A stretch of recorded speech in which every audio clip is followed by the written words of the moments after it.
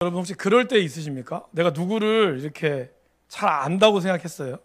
그런데 막상 누가 이제 저한테 그 사람은 좀 어때요? 이렇게 물어보면 딱히 할 말이 없는 거예요. 뭔가 나 저 사람은 친하고 늘 같이 다녀서 나 저 사람 친합니다 생각을 해서 누군가가 되게 친해 보이시는데 저 사람 어떠세요? 하면 저 사람이 사는 집도 잘 모르고 저 사람이 이름 정도만 아는 거 외에는 딱히 할 말이 없는 거죠. 그래서 그냥 뭐 괜찮아요 이렇게 얘기하는 경우가 혹시 있으십니까? 네. 그러니까 의외로 우리가 어떤 사람을 안다고 생각하지만 막상 그 사람에게서 물어보면 모르는 경우들이 있다라는 것이죠. 여러분 예수님은 어떨까요? 우리가 매주마다 교회를 나오시고 또 모태신앙이신 분도 계시고 오랫동안 직분을 가지고 계시는데 막상 이제 그런 분들이라고 해서 사람들이 이제 교회 다니는 것도 알고 하다 보니까 예수님 어떤 분이세요? 물어보면 갑자기 우리가 예수님 어떤 분이시지? 참 좋은 분이시다는 건 알겠는데 그냥 거기서 진행하지 못하는 그런 일들이 우리 가운데 있을 때가 있다라는 거예요. 그래서 그 사람 입장에서는 질문하시는 분 입장에서는 매주 주일마다 교회도 가고 뭐 심지어 새벽기도, 수요예배, 교회 열심히 가는 거를 늘 보는데 그래서 그분이 교회에 대한 관심이 있어서 교회를 좀 나가고 싶습니다 하면 예수님에 대해서 먼저 물어보지 않겠습니까? 그런데 막상 내가 대답할 말이 없는 거예요. 그러면은 교회 오시면 된다고. 예수님 좀 알려달라고. 교회 오셔서 목사님한테 물어보시면 다 알려주실 거라고. 그런 경우들이 많다라는 거죠. 여러분 우리가 예수님을 잘 안다고 하면서도 그렇잖아요. 매주마다 예배드리고 매주마다 여러분 새벽기도도 하시고 또 말씀도 읽고 하는데 정작 예수님이 어떤 분이신가에 대해서 물어보면 우리가 잘 대답을 못할 때가 있다라는 겁니다. 근데 문제는 뭘까요? 더 문제는 뭔지 아세요?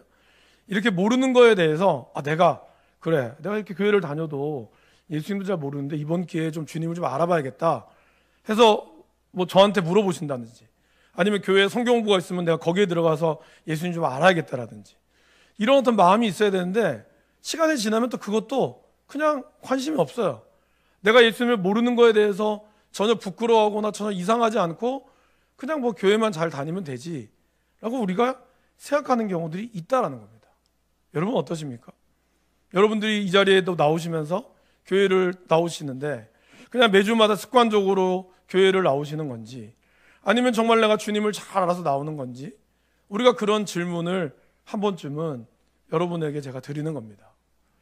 조재웅 목사님이 쓰신 책에 보면은 인생을 만나다라고 하는 책에서 제가 방금 말씀드린 이런 부분들, 왜 사람들은 교회를 다니면서도 예수님에 대해 잘 알지도 못하고 또 딱히 궁금해하지 않을까, 이러한 질문에 대해서 이 목사님은 두 가지의 답을 이야기를 하셨습니다. 첫 번째는 사람들에게 예수님은 그저 종교적인 존재이기 때문이다라는 거죠. 그러니까 대부분 예수님은 하면 예수님 하면 기독교, 이거는 기독교에서 신이다, 그냥 그렇게 알려져 있는 거죠. 그러니까 나는 교회를 안 다니니까 굳이 예수님을 알 필요가 없는 거죠. 또 교회를 다니는 나도 예수님을 그냥 뭐 믿기만 하면 되지 뭘 굳이 그걸 알아야 되나, 내가 필요할 때 기도하면 되는 거고 그 주님을 더 깊이 알려고 하기보다는 그냥 뭔가 주님은 신령한 존재로서만 넘어가기를 원하는 사람들의 마음이라는 거죠. 그래서 예수님은 나와 딱히 상관이 없다라고 하는 이러한 심리적인 거리감을 둔다는 겁니다. 두 번째는 사람들에게 예수님은 그냥 인간적인 존재인 거죠. 여러분 그런 얘기 들어보셨죠? 예수님은 이제 몇 대 성인 안에 든다. 뭐 예를 들면 뭐 부처, 소크라테스, 공자, 그 안에 예수님, 또 뭐 그 외에 여러 또 성인들이 또 있으시겠지만 우리가 성인이라고 하는 기준을 둘 때 보통의 사람들과는 좀 다른 거죠. 그죠?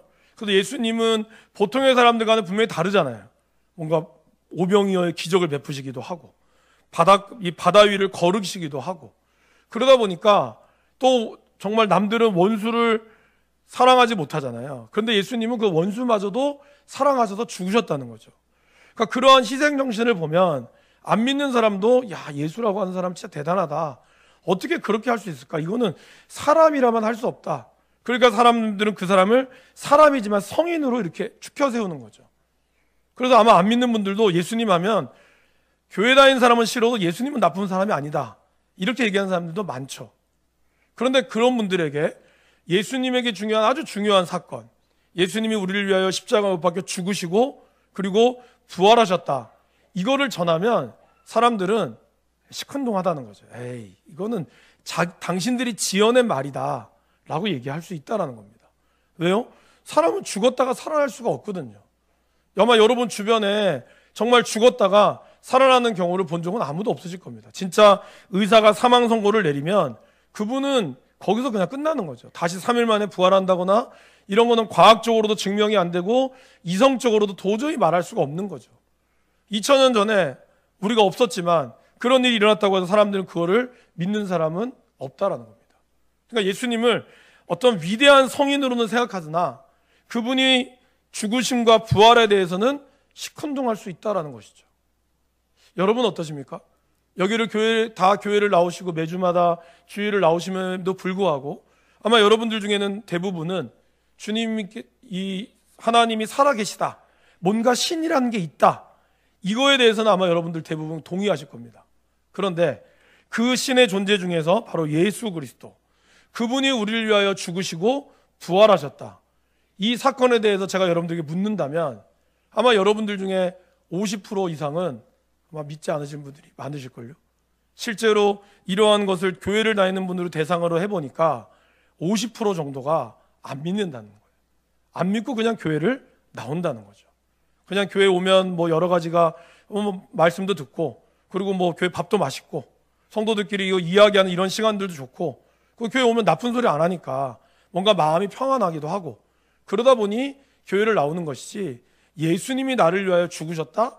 이거에 대해서 예수님 좋은 분이죠, 이렇게는 대답할 수 있으나 주님의 죽으심과 부활하심, 하나님 되심에 대해서는 오히려 의문을 붙이고 그냥 뭐 그런 거 어디 있어 라고 얘기하는 사람들이 많다라는 겁니다.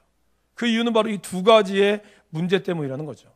예수님을 그냥 종교적인 존재, 다른 불교나 천주교나 아니면 불교나 이슬람교나 이런 것처럼 그냥 종교적으로 뭔가 추앙할 만한 사람이다, 또는 그냥 인간적인 예수, 그런 사람은 훌륭하죠. 그러나 그것이 다라는 거예요. 그러나 여러분, 이러한 어떤 생각들 중에 우리가 사로잡혀 이런 분들을 생각하고 있는 분들이 계시겠지만, 성경에 의해서 예수님을 만난 분들, 하나님을 만난 분들과 또 이 땅을 살아가면서 주님을 만난 분들의 삶의 모습을 보면 그분들은 확실한 부활과 예수님의 십자가 사건을 믿으신 분들의 삶은 전혀 다르다는 거예요. 관점이 다르고 생각이 다르다라는 겁니다. 저희가 12월 선교 기도회 때, 금요 기도회 때 이영선 장로님을 모신 적이 있습니다. 이분은 지금 춘혜대학교에서 의사분이시고 그러면서도 선교를 나가시는 분이죠. 매번 방학 때가 되면 파키스탄이나 이런 데 선교를 다니시는 분입니다. 그래서 그분을 초청해서 저희가 말씀을 들었습니다. 근데 이제 그분에게 사실 영향을 주신 분이 계세요. 그분이 선교회 때 얘기를 하셨는데 우리 교회도 오셨었죠. 그분의 이름은 이제 민형래 선교사님이십니다. 제가 이제 쳐보니까 이름이 있으시더라고요. 그분이 그 고신대학교 의대에서 CCC 활동을 하셨고, 또 이 CCC가 졸업을 하면 나사렛이라고 하는 그런 일종의 그런 뭐 CCC 동문이라고 해야 될까요? 그런 모임에 활동을 하시는 분이신데, 그분이 대학을 졸업하고 이제 의대에 어떤 뭐 박사를 받으시고 나서 가장 먼저 간 곳이 바로 파키스탄이었습니다. 여러분, 의사라고 하는 직업이 어떻습니까? 물론 쉬운 직업은 아니죠. 어느 직업이나. 그러나 의사로서 최소한 어떤 물질이 보장이 되고 본인이 좀 열심히만 하면 여러 가지 또 이름만 올리기만 해도 그분이 얼마든지 이 땅에서 누릴 수 있는 거 다 누리면서 그냥 뭐 선교원금도 내면서 자기의 삶을 누릴 수도 있잖아요. 근데 그분은 오히려 그 모든 것들을 다 내려놓으시고 파키스탄에, 그것도 아무도 없는 정말 척박한 땅에 병원을 세웠습니다. 그리고 이제 10년이 지난 지금, 10년 훨씬 넘은 그 지금은 그 병원 근처에 커피숍이 들어서고요, 사람이 살 수 있는 동네가 되었다는 거죠. 어떻게 이런 일이 가능할까요? 이분이 능력이 많아서, 사실 그분을 이제 제가 설교 전에 인사를 드렸는데 정말 죄송하지만 볼품이 없어요. 너무나 외모도 그냥 조그마하시고 그냥 누가 보면 그냥 동네 아저씨, 그냥 인상 좋은 아저씨 정도였어요. 뭔가 우리가 생각하는 CEO, 대단한 뭔가를 이루는 그런 분이 아니었어요. 외모상으로 보면 절대로 그분이 그런 일을 할 수 있을까라고 할지 모르지만 10년 동안 그분은 그 사역을 감당하셨다는 겁니다. 어마어마한 사역을 감당한 거죠. 없던 건물에 병원이 들어서고요. 거기에 카페와 그 모든 집들이 병원을 중심으로 생기게 된 거죠. 여러분, 어떻게 그런 일이 가능할까요? 그것은 바로 예수님을 인격적으로 만나고, 그리고 인격적으로 만나는 순간 하나님이 나에게 주시는 이 사명을 발견하면 나의 관점이나 나의 생각이 완전히 바뀌게 된다는 겁니다. 삶의 목표와 방향이 바뀌게 되는 거예요. 우리가 교회를 다니면서도 왜 내 삶이 똑같을까 한다면 여러분 물으셔야 돼요. 정말 하나님이 나를 향한 계획이 뭔가? 나는 정말 예수님을 인격적으로 만나고 내가 그분 앞에 거하고 있는가? 우리 모두 다 민영래 선교사님이 될 필요는 없습니다. 하나님이 그렇게 여러분을 사용하시지도 않을 거예요. 각자에게 주는 분량이 있죠. 그러나 중요한 거는 우리가 정말 주님을 만나고 주님을 인격적으로 만나고 그분의 십자가와 부활 사건을 믿는다면 이 땅에 존재하는 목적을 내게 알게 된다는 겁니다. 여러분을 향한 하나님의 존재 목적이 있다라는 거예요.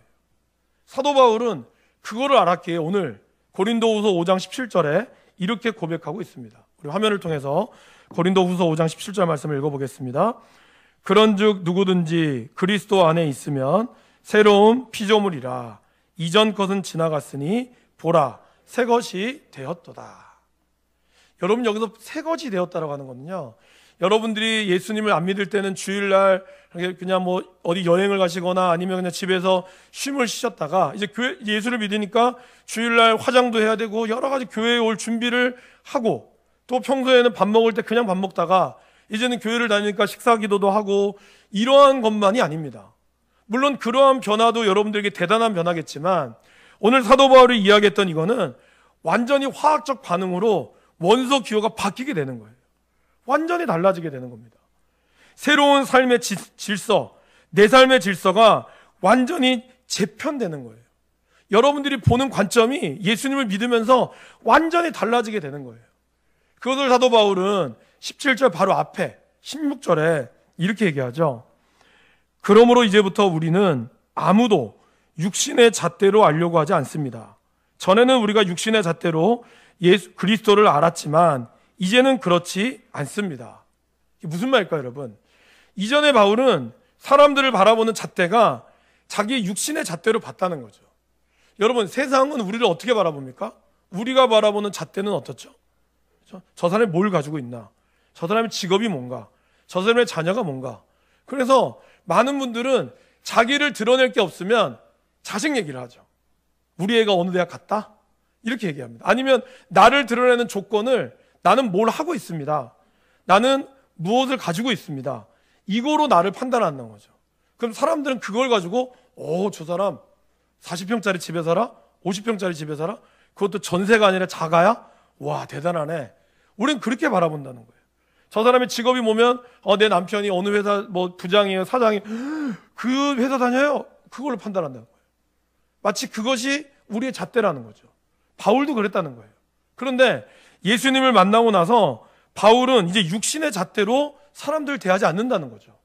저 사람이 몇 평을 살고 있어도, 얼마나 화려한 집을 살고 있어도 저 사람이 예수를 믿느냐, 구원 받았느냐 안 받았느냐, 그걸로 그는 잣대를 삼았다는 겁니다. 심지어 예수님도 바울은 어떻게 봤다고 그랬죠? 이렇게 했잖아요. 전에는 우리가 육신의 잣대로 그리스도를 알았다 그랬어요. 그러니까 예수님을 육신의 잣대로 봤을 때는 뭡니까? 볼품 하나도 없고 뭐 기적을 베풀었다긴 하지만 결국은 죽었고 저건 이단들이고 사람들 선동하는 괴수다.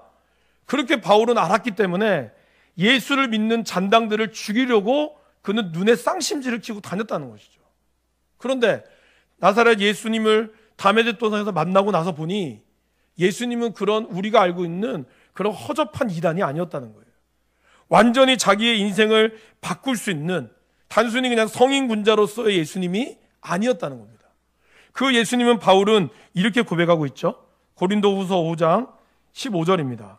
그가 모든 사람을 대신하여 죽으심은 살아있는 자들로 하여금 다시는 그들 자신을 위하여 살지 않고 오직 그들을 대신하여 죽었다가 다시 살아나신 이를 위하여 살게 하려 함이라. 그러니까 예수님의 죽음이 한 인간의 그냥 죽음이고 십자가로 그냥 비참한 죽음으로 끝난 게 아니라 모든 사람을 위하여 죽었다는 사실을 알았다는 거죠. 그리고 죽은 것으로 끝난 게 아니라 다시 부활하셨다는 것을 알았답니다. 여러분, 바울은 엄밀히 얘기하면 예수님의 부활을 직접 눈으로 보지 못했죠. 그죠? 120명의 500여 형제에게만 보여줬지 바울은 그 뒤에 사람입니다. 그런데 바울은 지금 예수님을 뭐를 고백하고 있죠? 살아났던 것을 믿었다는 거예요. 직접 눈으로 본 것이 아니라, 그가 눈으로 본 건 아니지만 예수님이 나를 위하여 죽으셨다가 다시 부활하신 사건이 그 마음에 믿어졌다는 거예요. 믿어지고 나서 보니 바울은 자기 삶의 관점이 완전히 달라졌다는 거죠. 주를 위하여 기꺼이 헌신하는 삶으로 달라졌다는 겁니다. 우리가 예수님을 주로 믿고 고백한다는 것, 이것은 나의 삶의 관점이 달라지게 된다는 겁니다. 성경은 그런 예수님의 사명으로 가득 찬 책입니다. 66권 전체가 예수님께서 이 땅에 오신 이후 하나님께서 말씀하신 사명을 이루기 위한 책임을 보여줍니다. 그리고 66권의 가장 엑기스, 66을 꽉 짜면은 유일하게 나오는 엑기스가 바로 요한복음 3장 16절 말씀이죠. 우리 화면을 통해서 화면 나오면 함께 같이 한번 읽어보겠습니다. 하나님이 세상을 이처럼 사랑하사 독생자를 주셨으니 얻게 하려 하심이라. 이 말씀, 바로 요한복음 3장 16절은 예수님이 이 땅에 오신 이유, 그리고 예수님의 사명을 가장 한 장으로, 한 절로 압축한 내용입니다.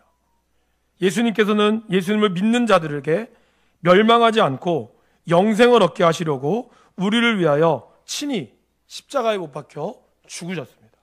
그리고 그분은 십자가에 돌아가시면서 뭐라고 얘기하셨죠? 아, 이 비참한 인생 죽었다, 이렇게 얘기하지 않았어요. 예수님은 테텔로스타이, 다 이루었다 라고 말씀하셨습니다. 아니, 도대체 죽음이 그냥 한 사람의 죽음일 뿐인데 왜 이 죽음에 다 이루었다고 얘기하고, 왜 그 죽음에 성전의 휘장이 찢어지고, 왜 이 죽음에 죽었던 사람이 살아나고, 왜 예수님의 죽음에 예수님을 십자가로 끌고 갔던 백부장이 저는 진실로 하나님의 아들이었다라고 고백했을까요? 도대체 무엇이 그렇게 만들었을까요? 주님의 사명을 따라, 하나님의 사명을 따라 산 사람들에게는 하나님께서 이러한 축복을 주신다는 겁니다. 그런 주님께서 그냥 자신의 죽음으로 끝나는 것이 아니라 돌아가시기 전에, 그죠? 목요일 날 예수님은 제자들의 발을 씻기시면서 뭐라고 얘기하셨죠? 너희도 이와 같이 하라. 곧 예수님의 몸된 교회, 그리고 몸된 예수님의 몸인 우리들이 바로 예수님의 사명을 이뤄가기 위해서 주님은 말씀하셨다는 거죠. 이런 분들 계시잖아요. 야, 나는 너무 힘들게 살았으니까 너희들은 나처럼 살지 마라.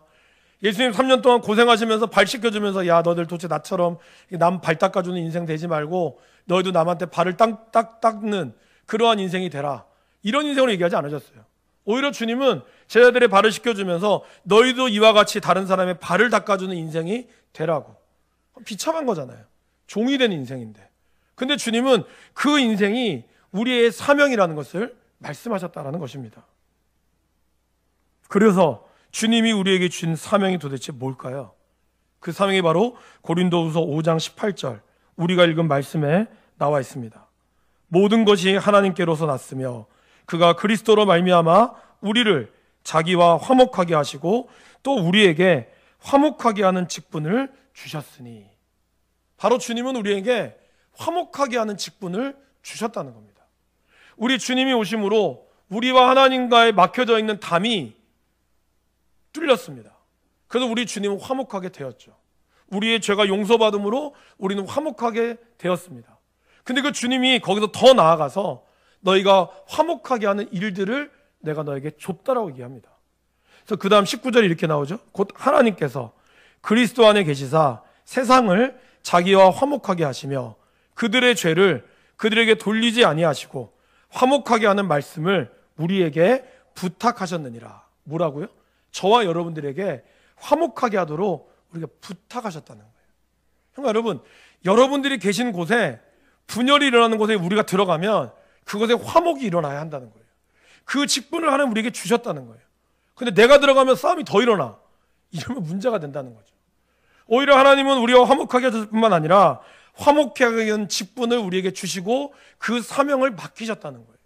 그 일을 위하여 우리가 뭐가 되었다고요? 20절에 하나님이 우리를 통하여 너희를 그리스도를 대신하여 사신이 되게 하셨다라고 표현합니다. 20절에 사신이 되었다는 건 무슨 뜻일까요? 대사관이라는 뜻입니다. 특별한 임무를 띈 특사, 이것이 바로 사신이라는 뜻입니다.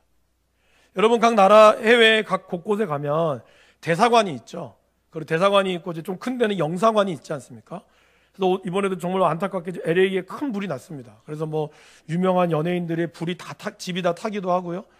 그걸 보면서 아무리 비싼 집이고 아무리 정말 얼마나 보안이 철저하겠습니까, 그죠?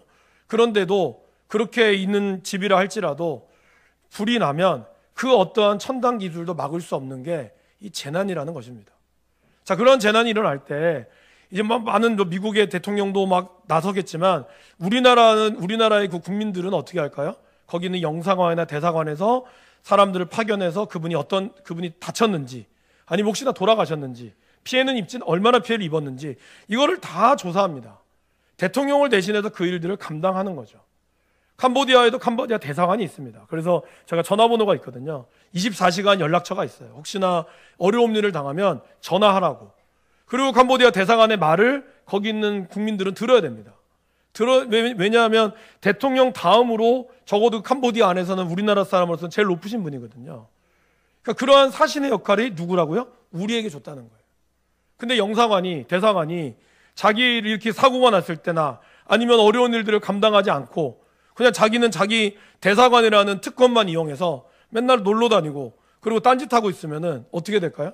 바로 소환되는 거죠. 그 얘기가 들으면 바로 소환되는 겁니다. 오늘 하나님이 우리에게 대사라고 하는 신분을 주셨습니다. 이거는 어마어마한 특권이기도 하지만 또한 동시에 우리에게 주는 이 사명이라는 겁니다. 이 사명을 우리가 잘 감당해야 한다는 것이죠. 예수님께서 말씀하신 사복음서, 마태, 마가, 누가, 요한복음. 여러분이 복음서를 읽으시면 어떻습니까?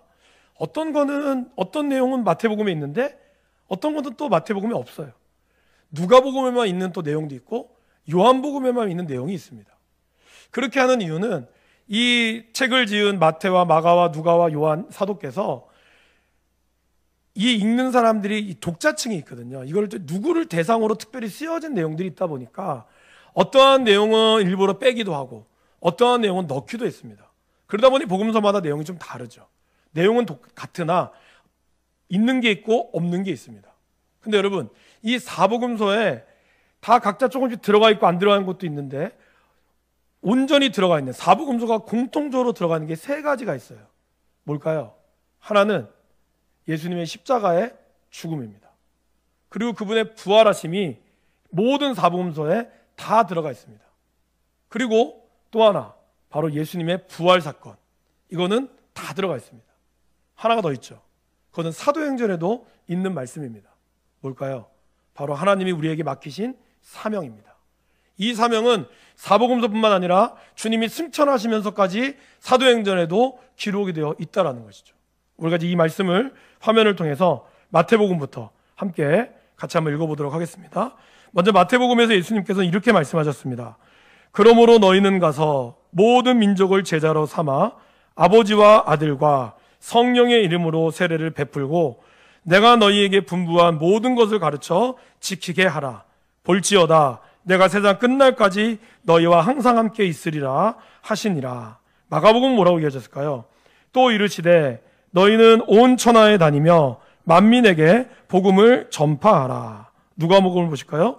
또 그의 이름으로 죄사함을 받게 하는 회개가 예루살렘에서 시작하여 모든 족속에게 전파될 것이 기록되었으니.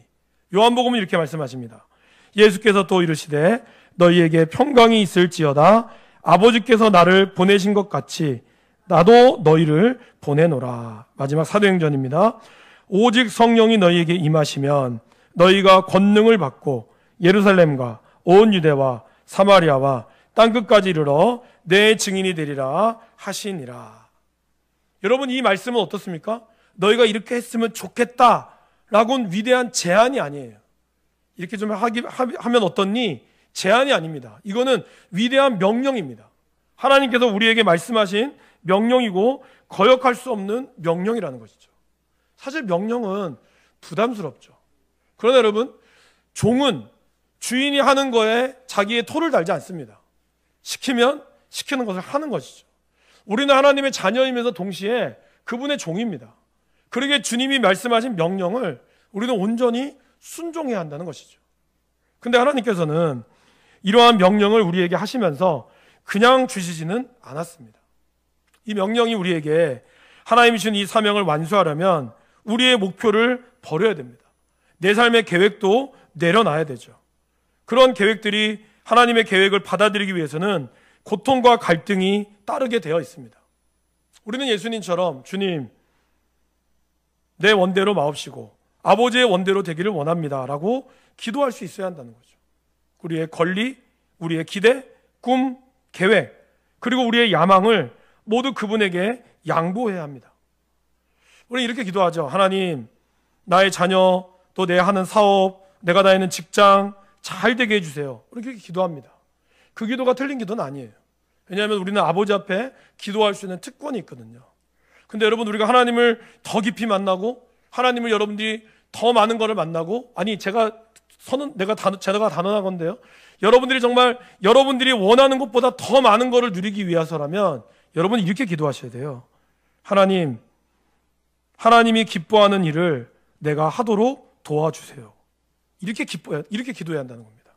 우리 몸을 하나님이 기뻐하시는 거룩 산제물로 드릴 때 하나님께서는 내가 상상할 수 없었던, 감히 내가 꿈꿀도 없었던 위대한 일을 이루게 하신다라는 것입니다. 그런데 이런 일이 제가 부담된다고 말씀을 드렸죠. 이런 일을 하나님은 그냥 너 혼자 해 라고 말씀하지 않습니다. 하나님은 그런 악덕 기업주가 아닙니다. 여러분이 감당할 수도 없는데 하나님 무조건 시키면 해, 이런 분이 아니시라는 거죠. 마가복음 13장에 보면 이런 말씀이 있습니다. 사람들이 너희를 끌어다가 넘겨줄 때 무슨 말을 할까 미리 염려하지 말고 무엇이든지 그때 너희에게 주시는 그 말을 하라. 말하는 이는 너희가 아니요 성령이시니라. 하나님께서 우리에게 말하도록 허락하신다는 거죠. 여러분, 우리가 캄보디아도 그렇고 저는 이제 티벳도 가봤지만 가서 이제 언어를 배울 수 있는 시간이 짧잖아요. 그렇죠? 그렇게 오랫동안 영어를 해도 영어를 잘 못하는데 하물며 그 짧은 몇 달 동안에 캄보디아어를 한다고 해서 알아들을까요? 라는 질문을 많은 분들이 합니다. 근데 막상 가잖아요. 그럼 이제 우리가 막 여러 가지 막 얘기하는 쭈물립서부터 막 얘기를 합니다. 그럼 못 알아들을 것 같은데 정말 기가 막히게 알아들어요. 우리가 이제 개떡같이 얘기해도 찰떡같이 알아듣는다는 거죠. 왜 그럴까요? 성령께서 역사하시는 거예요. 우리가 말귀를 못 알아들으면 정말 누군가 옆에 와서 우리의 말을 듣고 그분이 대신해 주는 일도 있었습니다. 하나님께서 말하게 하신다는 거죠. 우리가 전할 때 말하게 하시는 이가 성령께서 우리의 입술을 열어서 간다는 거죠. 예수님이 또 이런 말씀을 하셨죠. 야, 아무리 약한 사람이라 해도 자식에게는 좋은 거를 줄 아는데 하물며 하늘에 계신 너희 아버지께서 너희에게 가장 좋은 것을 주지 못하겠느냐. 그리고 그 좋은 것이 뭘까요? 성령이라고 말씀하십니다. 바로 하나님은 우리에게 가장 좋은 성령을 약속하셨습니다. 그리고 우리도 우리가 받은 이 가장 귀한 성령, 이것을 전할 수 있어야 한다라는 것입니다. 많은 사람들이 당장에 먹고 살 것을 위해서 삽니다. 중요하죠. 우리가 당장에 먹고 사는 게 중요하지 않는 것이 아닙니다. 그러나 주님은 그것이 너무나 중요하기 때문에 이렇게 얘기하신 거죠. 너희는 무엇을 먹을까? 무엇을 마실까? 염려하지 말라는 거예요. 이 말이 아무 일도 하지 말라는 뜻으로 오해하시면 안 됩니다. 예수님이 이 말을 하신 거는 너희들에게 먹고 사는 문제가 너무 중요하니까 그거는 내가 책임져 줄게. 여러분, 우리 아이들에게 공부를 가르칠 때 너희들 당장 먹고 사는 거 아무리 내가 배고파도 돈 벌어 와 이렇게 얘기하지 않습니다. 아이들의 먹고 사는 문제는 내가 굶더라도 먼저 아이들은 이 먹고 사는 거에 대해서 걱정하지 않도록 얘기합니다. 어느 부모가 자녀들을 앞에 두고 야, 우리 집 돈이 없다. 통장 봐라. 빚만 넘쳐났다. 이렇게 얘기하는 부모 있어요? 그렇게 하는 부모 없습니다. 있어도 함부로 하지 않죠. 적어도 이 아이는 그런 얘기하면 야, 넌 쓸데없는 걱정하지 말고 넌 공부나 해. 이렇게 얘기합니다. 왜요? 이 문제가 너무 중요하기 때문에 이 문제에 신경 쓰지 말라는 거예요. 부모가 알아서 해줄 테니. 하나님이 이 말을 하는 이유도 삶의 목적과 방향을 분명히 잡으라는 거예요. 먹고 사는 문제에 매몰되지 말고 오히려 하나님의 나라와 하나님의 일을 구하면 이 모든 것을 너희에게 책임져 주시는 하나님을 너희들이 믿으라는 거예요. 그것이 하나님이 우리에게 맡기신 사명이라는 것입니다. 그래서 하나님의 사명을 감당하는 일에 헌신한 사람들을 위해서 하나님이 못할 것은 아무것도 없다라는 것이죠. 그분이 그분의 사명을 감당하기 위해서 일한다면 하나님은 그 일들을 다르게 한다는 겁니다. 여러분, 똑같은 의사라는 직업을 가지고 있습니다. 그러나 예수를 믿는 의사는 그 의사가 받는 돈이 어마어마할지라도 오히려 그 돈으로 하나님 나라를 위하여 섬기고 자기는 좀 먹고 살 정도만 놔두고 일합니다. 그러나 예수를 모르는 의사들은 자기가 받은 돈으로 내가 열심히 일해서 내가 번 돈인데 내가 누려야지 마음껏 여행 다닙니다. 뭘 잘못된 게 아니죠. 자기가 열심히 벌었으니까. 그러나 삶의 방향을 아는 사람은 방향의 돈과 목적이 달라진다는 거예요. 내가 꼭 필요한 거 외에 다른 것들에게는 다 하나님 나라를 위하여 쓸 수 있는 결단이 생긴다는 겁니다. 그러지 못한 경우에도 하나님이 역사하신다는 거죠. 그래서 목적이 이끄는 삶에서는 자기 욕심만을 채우기 위해 하나님을 바라보는 세상적인 크리스천이 될지 아니면 세계적인 크리스천이 될지를 선택해야 한다라고 말합니다. 찬양 집회나 부흥회 이런 것에 참석해서 은혜 받는 것은 좋아하지만 정작 선교 관련 모임이나 그런 모임에서는 절대로 찾아볼 수 없고 관심조차 없다면 그것이 바로 세상적인 크리스찬이라고 이 리그 워렌 목사님은 얘기하고 있다는 거죠. 세상적인 크리스찬은 나 우선적인 믿음이라는 거예요. 내가 먼저 복을 받아야, 내가 먼저 은혜를 받아야 뭔가 할 거 아닙니까? 그래서 하나님 나에게 은혜를 주세요가 초점이에요. 그러나 하나님의 세계적인 관점의 크리스찬을 가지고 있다면 내가 이 땅에 섬기기 위해서 하나님 나를 구원받았고 내가 이 땅에 사명을 갖고 태어났다는 사실을 압니다. 관점이 달라지는 거죠. 그래서 내가 복을 받아야 되는 이유도 시편 67편에 나오는 말씀처럼 하나님 나에게 은혜를 주세요라고 시편 67편 1절은 얘기합니다. 근데 은혜를 받아야 되는 이유를 그 다음 이렇게 얘기하죠. 2절에 내가 그래서 주의 구원을 널리 알리게 해달라고. 내가 복을 받아야 하는 이유는 내가 복 받아 잘 사는 게 아니라 내가 주의 구원을 널리 알리게 하기 위해서 하나님 내가 그 사명을 깨닫게 달라고 기도하고 있다는 겁니다. 여러분, 우리가 해외여행도 다니고 많은 국내 여행을 통해서 견문을 넓히고 쉼을 얻습니다. 좋습니다. 그런 여행도 필요하죠. 그러나 여러분들이 정말 영적인 것에 더 유익을 위해서 비록 그것이 부족하지만 거기에 더 유익하고 값어치인 일, 그거를 찾아보시길 바랍니다. 그것이 선교라는 거예요. 그것이 우리의 국내가 됐든 해외가 됐든 선교라는 겁니다. 우리 아이들 있잖아요. 노는 거 되게 좋아하잖아요. 우리 아이들 정말 노는 거 좋아합니다. 그런데 우리 아이들이 캄보디아 가면 워터파크도 없고요. 수영장도 없어요. 우리가 가는 그곳은 정말 이 미세먼지가 걱정될 정도로 먼지가 가득한 곳이고요. 그곳에 애들은 뛰어돌고 맨발로 뛰어돌고 합니다. 갔다 온 아이들이 또 가고 싶어 하는 거예요. 왜 그럴까요? 그 아이들이 놀만한 놀이터 하나도 없고요. 물도 잘못 먹으면 배탈이 나고 그리고 거기에 잘못하면 탈날 수 있는 그러한 환경에서도 이 아이들은 그곳에서 하나님의 역사하심을 보는 거예요. 왜 선교를 다녀오신 분들이 또 그 다음에도 선교를 가자고 하면 가고자 하는 마음들을 가질까요? 그것이 좋아서 뭔가 막 화려하고 먹을 것이 좋아서 그렇지 않습니다. 오히려 훨씬 더 열악합니다. 우리가 가는 이 호텔이나 이런 거에 비하면 여러분들 해외여행 가는 호텔에 비하면 아무것도 아니에요. 그럼에도 불구하고 왜 갈까요? 그것에 하나님이 주시는 이 사명이 있기 때문이죠. 여러분, 아이들은 사실 그 가운데도 저희 아이들은 학원을 좀 제낀다는 이유가 좀 있긴 있더라고요. 그래서 학원을 그 얘기를 살짝 비치더라고요. 내가 좋았다가 이거 어떻게 해야 될까? 아이들은 여러 가지 많은 의미가 있지만 중요한 것은 하나님이 주신 이 사명, 그죠? 이 사명을 얘들이 놓치지 않는다는 겁니다. 올해 저희 교회가 올해도 3월부터 매주 화요일마다 망미동과 팔도 망미시장 전도를 할 것입니다. 또 1년에도 연 2차례 또는 3차례 정도 통영과 남해 선교 그리고 서동에 있는 노숙자들을 위한 또 섬김도 나아갈 예정입니다. 내년에도 캄보디아 선교를 진행할 것입니다. 앞에서 소개해드린 우리 민영래 선교사님처럼 우리가 다 할 수는 없어요. 그러나 중요한 것은 우리 모두 다 하나님이 나에게 주신 사명을 안다면 얼마든지 내 주변에 하나님이 기뻐하는 일을 할 수 있다는 겁니다. 얼마든지 복음의 비밀을 우리가 전할 수 있다는 거예요. 그리고 여러분들 정말 마음만 먹으면 얼마든지 우리는 선교의 자리에 우리가 동참하고 나아갈 수 있다는 것이죠. 훨씬 더 많이 드는 해외여행보다 그거의 반도 안 되는, 반의 반도 안 되는 선교를 통해서, 또 아이들은 또 우리가 잘 지원해 주죠. 그런 걸 통해서 이 아이들이 훨씬 더 유익하고 훨씬 더 하나님이 주시는 귀한 열매들을 얻을 수 있게 된다는 것입니다. 그럴 때 하나님이 주시는 이 사명 경험할 수 있습니다. 사랑하는 여러분, 올해 저희들의 표어가 복음의 비밀을 담대하게 알리게 하옵소서입니다. 여러분들이 가지고 있는 은혜, 먼저 십자가의 은혜를 구하십시오. 그리고 하나님을 인격적으로 아직 만나지 못했다면 그분을 인격적으로 만나게 해달라고 그러면 기도하십시오. 그 가운데 하나님의 사명을 하나님 주실 것입니다.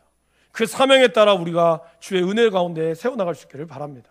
그래서 하나님이 주시는 이 성도의 기둥, 5가지 기둥 중에 사명의 기둥, 선교의 기둥을 잘 세워서 우리의 삶이 주님이 주시는 은혜로 풍족해질 수 있기를 주님의 이름으로 간절히 축원합니다.